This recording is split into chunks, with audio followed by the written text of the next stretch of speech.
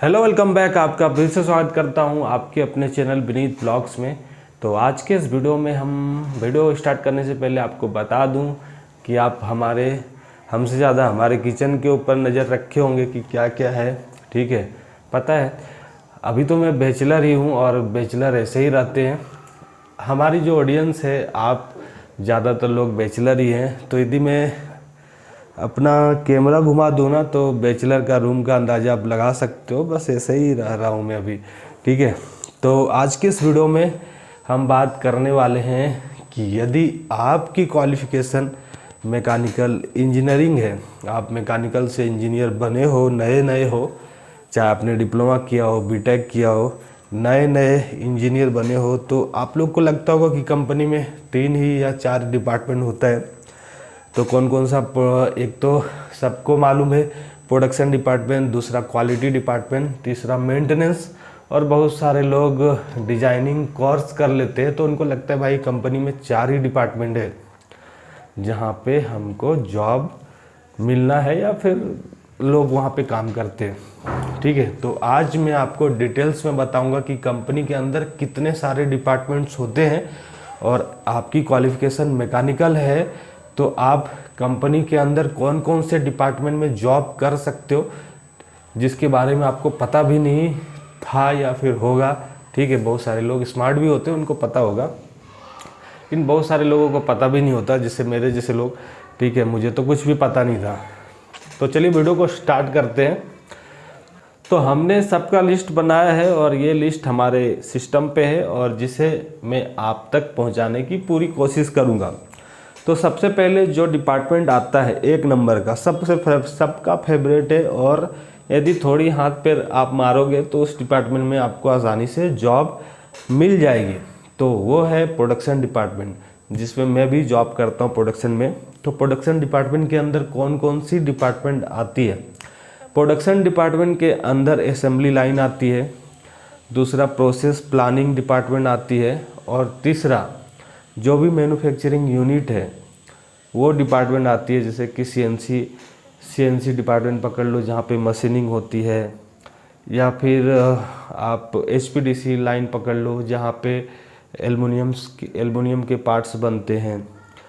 कोई भी production line आप पकड़ लो, ये है प्रोडक्शन लाइन। दूसरा है प्रोसेस प्लानिंग, तीसरा असेंबली लाइन। असेंबली लाइन काफ़ी ज़्यादा महत्वपूर्ण होता है, क्योंकि कोई भी कंपनी, सपोर्टेड ये माउस है, इसे असेंबल करने के लिए इसमें बहुत सारे पार्ट्स पुर्जे की ज़रूरत पड़ती है। जैसे कि ये रोलर हो गया, और इसके अंदर ये सेंसर है जो सेंस करती है, और ये बटन है, उसके अंदर मदरबोर्ड होगा, बैटरी होगा, और भी बहुत सारे पार्ट्स पुर्जे होंगे। ये सारे पार्ट्स पुर्जे एक कंपनी नहीं बनाती है, इसे बनाने के लिए बहुत सारी अलग अलग कंपनी, कोई मदरबोर्ड बना रहा है, कोई इसका सिर्फ कवर, पूरा जो बॉडी है वो बना रहा है, कोई रोलर बना रहा है। मतलब इसे बनाने वाली बहुत सारी कंपनी है, सारी कंपनियों से इसके पार्ट्स इकट्ठा किए जाते हैं। ये एचपी की माउस है, तो एचपी कंपनी इन सब कंपनियों से इसके सारे पार्ट्स इकट्ठा करते हैं। इकट्ठा करने से पहले उनका ऑर्डर दिया जाता है, इसके ऊपर आर&डी होता है कि इस टाइप का माउस बनाना है। उस हिसाब से पार्ट उसके मैन्युफैक्चरिंग करते हैं, मशीनिंग करते हैं। उसके बाद सब ला करके एक जगह असेंबल किया जाता है, और उसके बाद इसे सेल किया जाता है।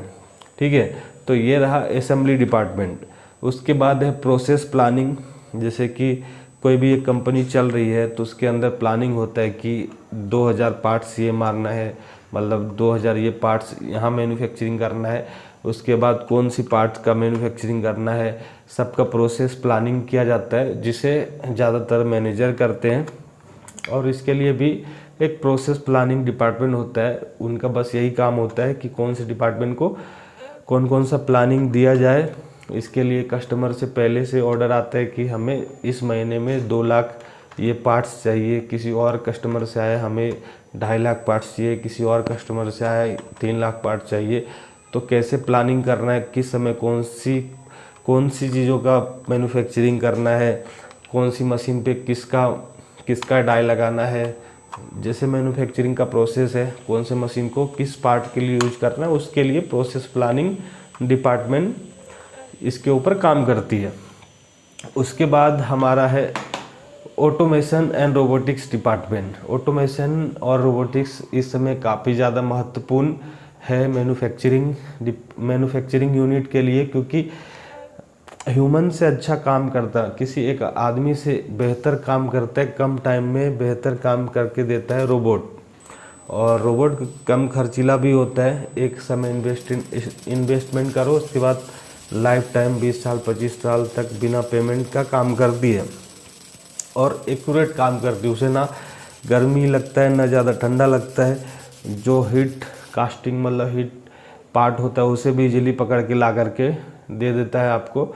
मतलब बहुत क्रिटिकल काम के लिए भी रोबोट का यूज किया जाता है। ऑटोमेशन, बहुत सारे लोग ऑटोमेशन का भी कोर्स करते हैं। यदि आप कंपनी में 2-3 साल जिस जगह पे ऑटोमेशन का काम हो रहा है वहाँ पे ध्यान देते हो तो आप इसे आसानी से ऑटोमेशन और रोबोटिक्स का काम सीख सकते हो। ठीक है, तो ये रहा अपना प्रोडक्शन डिपार्टमेंट।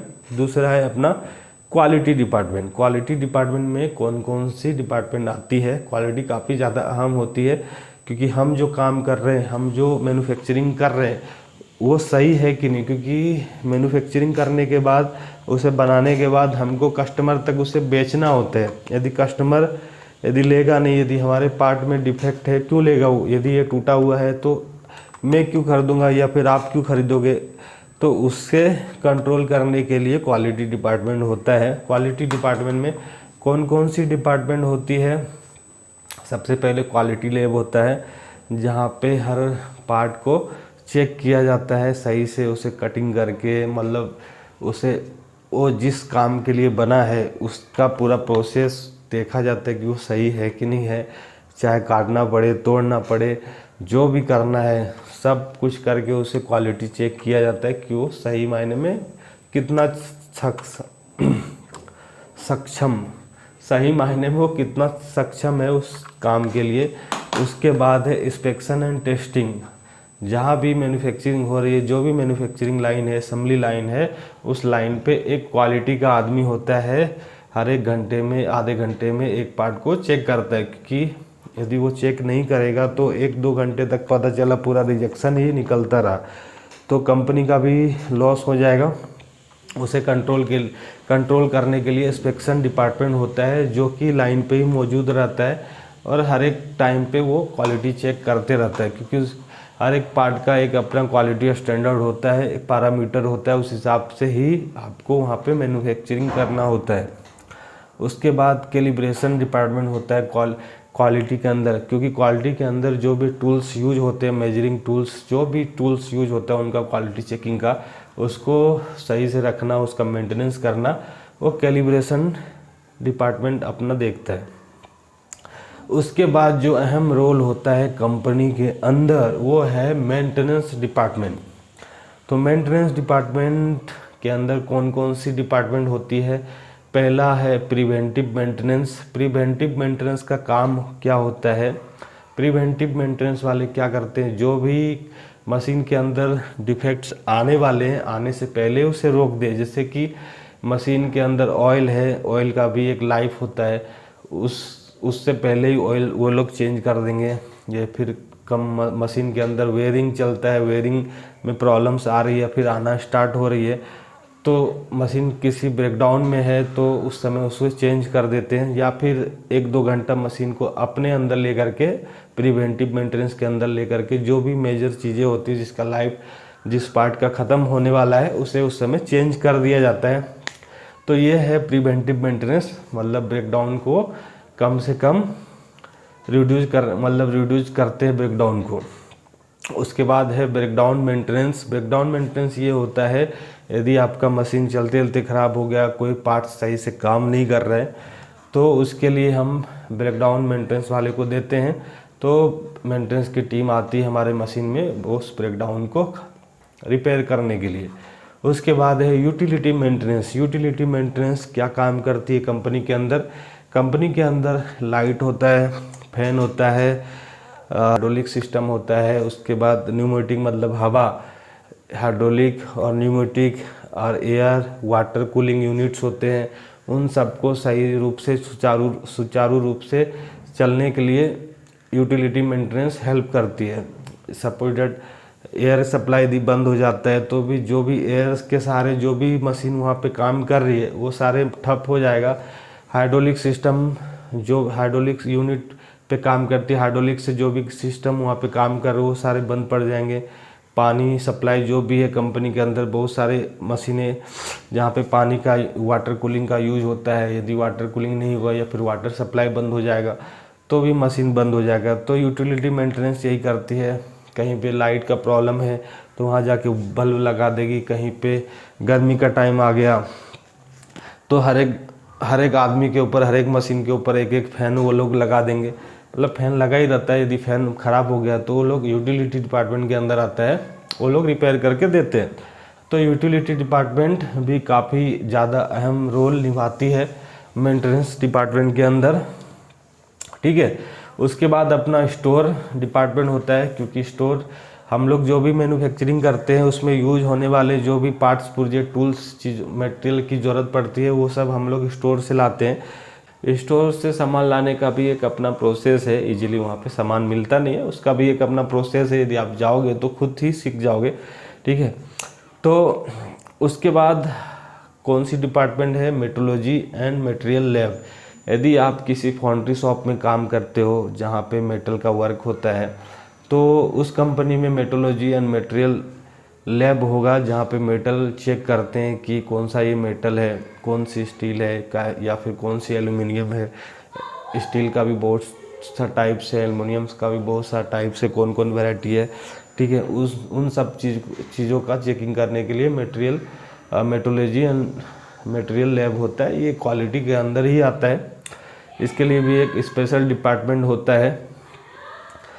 और उसके बाद है डिज़ाइन एंड डेवलपमेंट डिपार्टमेंट, जिसे कैड कैम सॉफ्टवेयर के द्वारा जिसे यूज करते हैं, बहुत सबको पता है कैड कैम। उसके बाद है डिज़ाइन एंड डेवलपमेंट डिपार्टमेंट, जिसे कैड कैम सॉफ्टवेयर के द्वारा यूज करते हैं। बहुत सारे लोग इंजीनियरिंग ख़त्म करने के बाद डिज़ाइनिंग का कोर्स कर लेते हैं, उनको लगता है कि हम डिज़ाइनिंग डिपार्टमेंट में काम करेंगे। डिज़ाइनिंग डिपार्टमेंट में काम करना बहुत मुश्किल है, क्योंकि इसके लिए आपको एक्सपीरियंस चाहिए और एक्सपीरियंस लेने के लिए आपको किसी स्मॉल इंडस्ट्री में जॉब करना पड़ेगा कम पेमेंट में। वहाँ से आप काम सीख करके किसी अच्छे कंपनी में अपने लिए जॉब ढूंढ सकते हो।